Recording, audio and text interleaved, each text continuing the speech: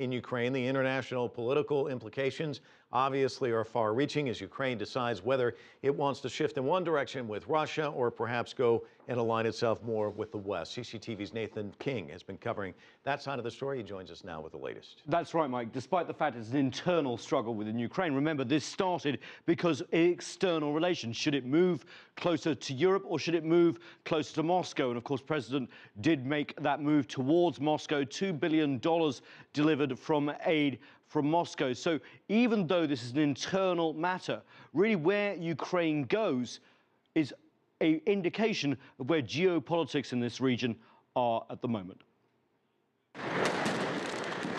As Kiev burns for a second night, global leaders from Brussels to Beijing have been weighing in on the crisis. European Union foreign ministers are due to meet in Brussels Thursday for an emergency meeting, following ambassador talks on Wednesday. France is pushing for sanctions, and Germany is considering them too, and blames the Ukrainian government for much of the violence. I just had a telephone conversation with the president of Russia, and we agreed to do everything possible to avoid an escalation of violence. On a trip to Mexico, U.S. President Barack Obama echoed German concerns. We hold the Ukrainian government primarily responsible for making sure that it is dealing with peaceful protesters in an appropriate way. And the U.S. announced late Wednesday that it's imposing a visa ban on 20 top officials from Ukraine to indicate that financial sanctions could follow. Russia, meanwhile, is accusing opposition forces of doing nothing less than aiding an overthrow of the Ukrainian government. Basically, it's an attempt at a coup d'etat. The lack of a response from opposition leaders towards the radical groups is infuriating. Despite backing different sides in the Ukraine conflict, all major world powers, however, have called for dialogue. We think the casualties caused by the current conflict are regrettable.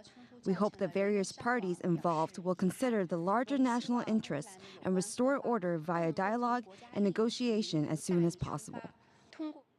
The starkness of the choice Ukraine faces means the global stakes are very high indeed and difficult to reconcile. As well as condemning the violence, for example, Moscow says, quote, for Russia, the state of Ukraine is a friend, a brother and a strategic partner. That suggests that Russia still very much sees what's happening in Ukraine as vital to its national interests and also its future. Mike? Let's talk about the country as a whole. You know, Independence Square, you see the burning images behind you there. Everyone's focused there, but this is a big country with a lot of different opinions. So how does public opinion fall? Yeah, we've learned not to take the temperature of a country by looking at squares, haven't we? Tahrir Square in Egypt being the most example. But yeah, the country is kind of split down the middle, though. We have about 40% of the country who wants closer ties with the European Union. That's the trajectory they were on up until about 12, 13 weeks ago.